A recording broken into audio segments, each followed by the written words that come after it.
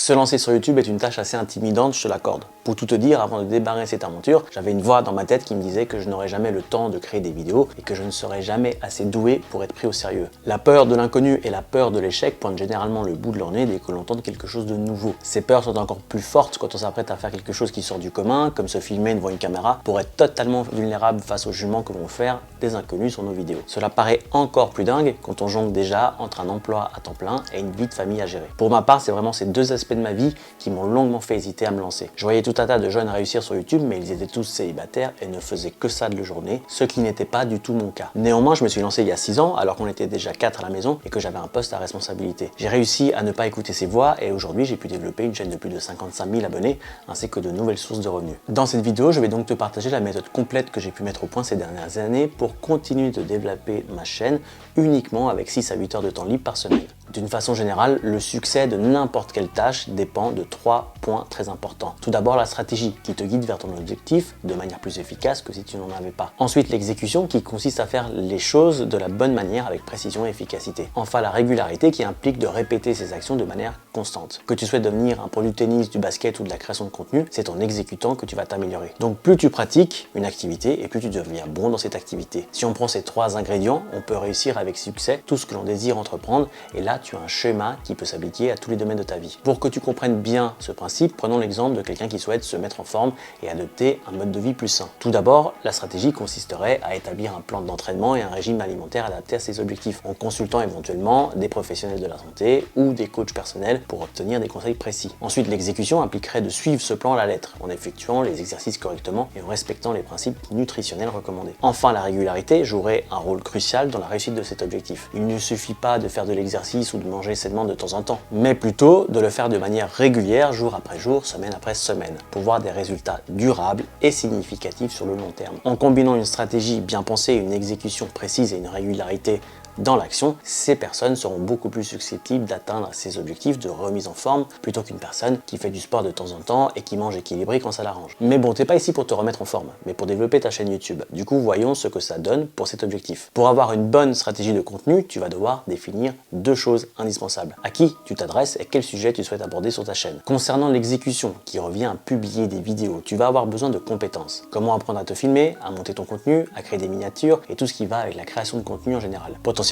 tu vas également avoir besoin d'argent pour acheter le matériel nécessaire pour te filmer et monter ton contenu. Mais surtout, tu vas avoir besoin de leviers qui vont t'aider à dégager du temps dans ta création de contenu. Et pour ce qui est de la régularité, tu vas avoir besoin de temps et d'énergie. Je pense que déjà là, tu te rends compte que tout le monde ne va pas pouvoir exécuter cette méthode de la même manière. MrBeast est l'un des plus grands créateurs de contenu sur la plateforme, mais dans ses interviews, on retrouve toujours les mêmes conseils. Créer du contenu encore et encore, s'améliorer d'une vidéo à une autre, réinvestir chaque centime gagné dans la prochaine vidéo et faire ceci plusieurs fois par semaine pendant des années. Cette stratégie ne peut absolument pas fonctionner pour nous. On bosse déjà plus de 8 heures par jour, on doit s'occuper des enfants, faire à manger et tout ce qui suit. Il nous faut donc une stratégie adaptée à notre situation. Avec le temps, j'ai compris que je ne pouvais pas rivaliser avec ces grands créateurs de contenu et que d'ailleurs, c'était pas du tout mon but. J'ai donc dû accepter le fait que je n'allais jamais avoir leur qualité de contenu ou leur fréquence de publication et que j'allais devoir trouver un autre angle pour me faire une place sur YouTube. J'ai donc choisi d'utiliser assez rapidement la loi 20-80 de Pareto dans tous les aspects de ma chaîne. Imagine que tu as une journée de travail devant toi et une liste de tâches à accomplir. Selon la loi de Pareto, environ 80% des résultats que tu obtiendras viendront uniquement de 20% de tes efforts. En d'autres termes, une petite partie de ce que tu fais produit la majorité de tes résultats. Cela signifie qu'on doit se concentrer sur les 20% des tâches qui vont nous amener les 80% des résultats. Et le reste, on va tout simplement le mettre de côté afin d'être efficace au maximum, tout simplement car on n'a pas le choix. Je sais que je n'ai pas les plus belles miniatures de YouTube, mais pourtant j'ai des taux de clics acceptables. Le format de mes vidéos est très classique, je change pas d'angle toutes les 2 minutes, j'ai pas 3 caméras différentes pour me filmer, mais ça suffit à développer ma chaîne car justement je me concentre uniquement sur ce qui est vraiment essentiel. Donc je vais décortiquer la méthode en tenant compte de ce principe spécifique qui fera toute la différence pour nous. Bien sûr, pour rester concis sur YouTube, j'ai dû condenser cette vidéo à une dizaine de minutes. Cependant, je vais me concentrer sur l'essentiel. Si tu souhaites approfondir davantage le sujet et découvrir toutes les subtilités de ma méthode, je t'invite à regarder ma masterclass de 45 minutes. Allez, c'est parti. Commençons avec la stratégie. L'erreur que font la plupart des gens qui se lancent sur YouTube est de parler de tout un tas de sujets divers et variés en pensant que ça va les aider à toucher un maximum de monde. Aujourd'hui, vu la tonne de créateurs de contenu qui publient des vidéos sur la plateforme, tu dois te faire remarquer. Une façon très efficace de le faire est de rapidement choisir une thématique pour ta chaîne. Cela peut être de la productivité, du business en ligne, des recettes de cuisine, peu importe. Tu dois donner une raison à la personne qui te découvre de s'abonner à ta chaîne plutôt qu'à celle d'un autre. Sur ma chaîne, j'ai décidé de me focaliser sur le développement de chaîne YouTube. Quand une personne souhaite se lancer sur YouTube, je désire être l'élément de référence. Cette thématique est une sous-thématique de sujets qui sont bien plus vastes. Mais si je m'étais lancé sur YouTube en choisissant l'un de ces sujets, j'aurais eu beaucoup plus de mal à me rendre unique car j'allais forcément me heurter à plus de concurrence. Si maintenant je prends l'exemple de Tony Neves, on peut voir qu'il évolue sous la même chaîne de thématique que moi, mais qui lui a choisi le sujet de développement de page Instagram. C'est ça qui lui a permis de se faire une notoriété sur YouTube et maintenant qu'il est bien connu, il peut se permettre d'aborder des sujets plus populaires pour aller continuer à développer sa chaîne. Donc peu importe l'idée du sujet que tu as en tête en ce moment,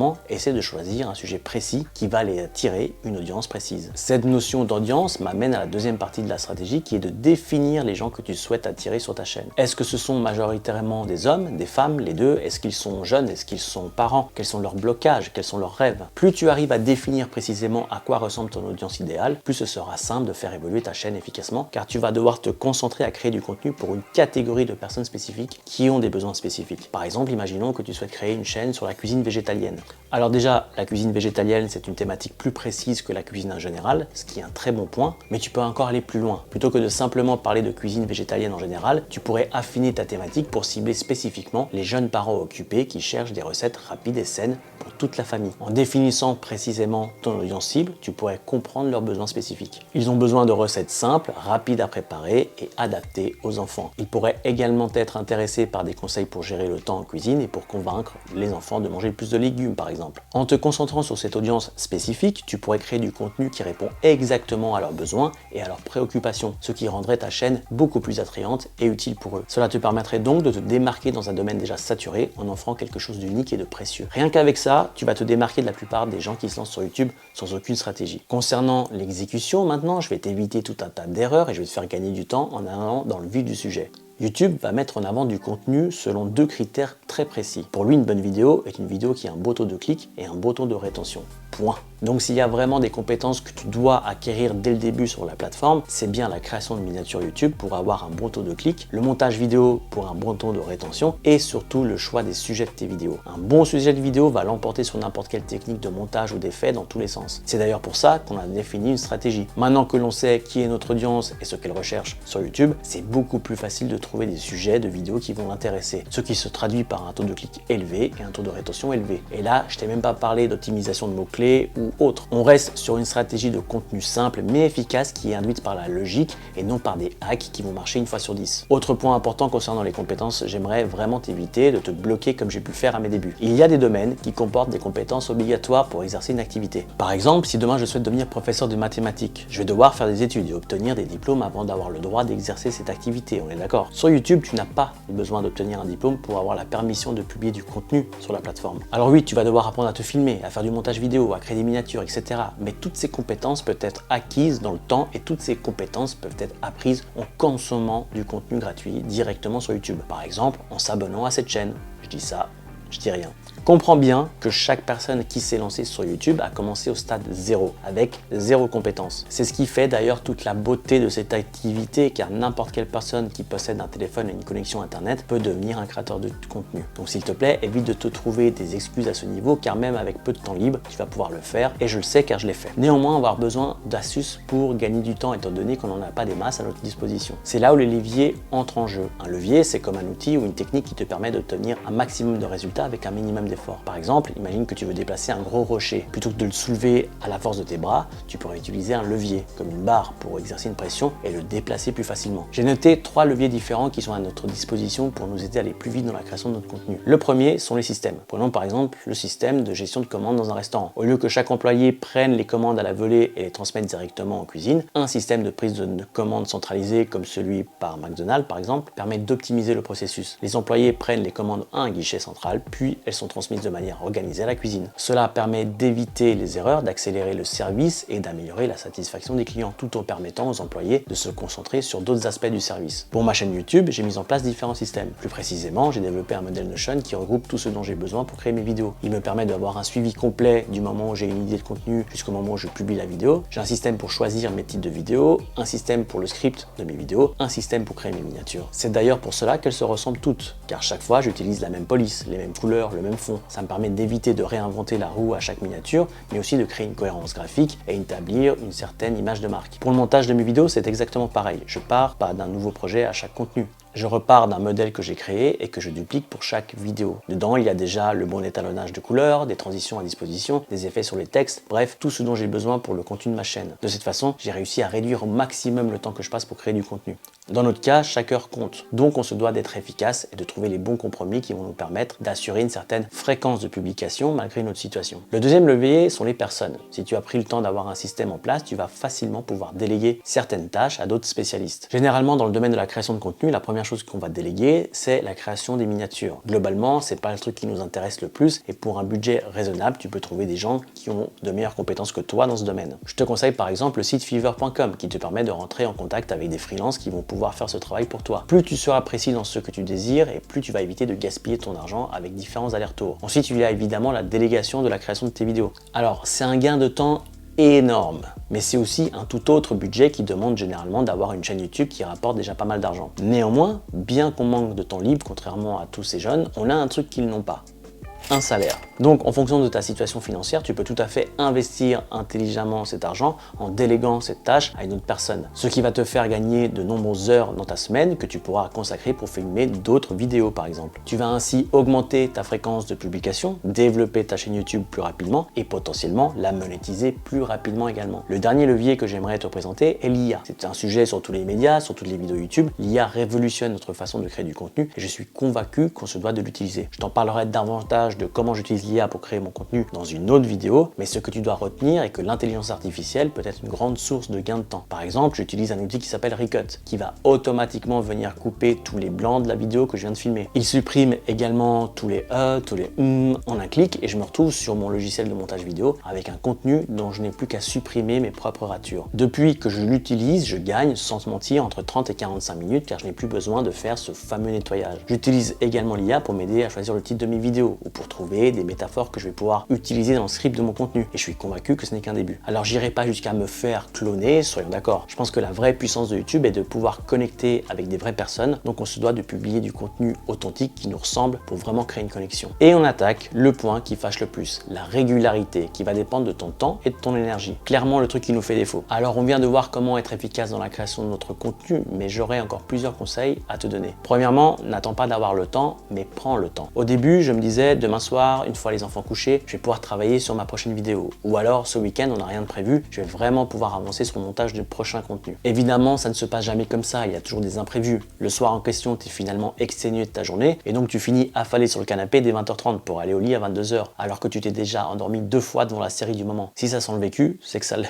J'ai donc appris à faire les choses différemment. Dès que j'ai un moment, même 30 minutes, j'avance sur mon contenu. Je n'attends plus d'avoir plusieurs heures de temps libre pour passer à l'action. Je passe à l'action dès que c'est possible. 30 minutes par-ci, plus 30 minutes par-là, puis oh miracle, 1 heure par-ci, puis 1 heure par-là, j'arrive facilement à dégager 6 à 8 heures de travail de cette façon dans une semaine entière. Et vu que j'ai tout optimisé grâce à mon système, ça me suffit amplement pour créer une vidéo de A à Z et la publier. Alors je vais pas te mentir, je fais pas ça toutes les semaines sans exception. Il m'arrive de lever le pied pour reprendre un peu d'énergie, mais aussi pour sortir de cette routine de création et aérer mon cerveau afin de lui laisser le temps de trouver de nouvelles idées de contenu. C'est un équilibre que chaque personne doit trouver par rapport à sa situation. D'ailleurs, fais bien attention, je vois tout un tas de personnes se lancer sur YouTube, publier 4 à 5 vidéos en un mois, puis tout arrêter car elles se rendent compte qu'elles ne vont pas réussir à suivre ce rythme le mois prochain. Pour que cette aventure YouTube reste agréable et passionnante, elle ne doit pas devenir une source de stress ou de frustration. Si tu te mets des objectifs irréalisables ou une pression beaucoup trop grande, tu vas vite être dégoûté de ce nouveau monde et passer ton chemin. Je t'ai dit juste avant que tu allais pouvoir consommer du gratuit pour acquérir de nouvelles compétences. Mais ça aussi, ça prend du temps. Sur internet, je suis tombé sur un article qui parlait de procrastination productive. 2 mots qui sont à l'opposé, mais qui donnent naissance à un concept qui correspond bien à notre situation. On a tous des moments dans la journée où on est obligé de ne rien faire. quand tu prends ta voiture pour aller au boulot, quand tu fais le ménage, quand tu dois attendre ta fille qui finisse son cours de piscine, quand tu dois attendre que ton fils sorte de l'anniversaire auquel il est invité et que tu as conclu que c'était plus simple de rester de l'attendre au café du coin que de faire l'aller-retour chez toi. Ça aussi, c'est du vécu. Tous ces moments peuvent être utilisés pour créer du contenu ou alors apprendre de nouvelles choses. Je ne compte plus le nombre de fois où j'ai fini le script d'une vidéo sur mon téléphone assis dans un café par exemple. Quand je vais au travail, j'en profite pour écouter des podcasts de créateurs de contenu que j'apprécie. Récemment, je me suis mis au livre audio d'ailleurs. C'est une autre excellente façon d'utiliser ce temps libre pour lire un livre que jusqu'ici je n'avais pas lu par manque de temps. L'idée est de passer de consommateur à créateur. Plutôt que de passer 30 minutes à scroller sur des shorts marrants mais qui ne t'apprennent rien, regarde ma dernière vidéo ou celle d'une autre personne qui va pouvoir t'apprendre quelque chose sur ce que tu désires réaliser. D'ailleurs, j'aimerais que tu fasses un exercice pour t'aider à réaliser le temps que tu perds à ne rien faire. Prends ton téléphone et regarde le temps que tu y passes dessus. Je te jure que ça va te faire un déclic. Sur iPhone, ça s'appelle temps d'écran. Et si je clique sur voir toutes les activités, j'ai le détail pour la semaine en cours, tout appareil confondu. Choisis bien ton iPhone et prends le temps de constater le temps que tu perds à ne rien faire. La première fois que j'ai vu ça, j'ai remarqué que je passais plus de 20 heures par semaine sur les réseaux sociaux. 20 heures, c'est juste énorme. Donc je me plaignais de ne pas avoir le temps alors qu'en vérité je ne l'utilisais pas correctement. En 20 heures aujourd'hui, je publie 2 vidéos. Donc j'ai réellement appris à respecter mon temps libre. Maintenant que je sais la valeur qu'il a, que ce n'est pas une chose que je peux acheter pour en avoir plus, je me dois de lui donner du sens. Ça ne veut pas dire que je bosse non-stop, mais le message que j'essaie de te faire passer est que l'on a tous du temps. Le tout est de mettre des priorités sur ce qui compte vraiment pour toi en ce moment. Si le développement de ta chaîne YouTube est une priorité, alors tâche d'utiliser un maximum de ce temps à bon escient.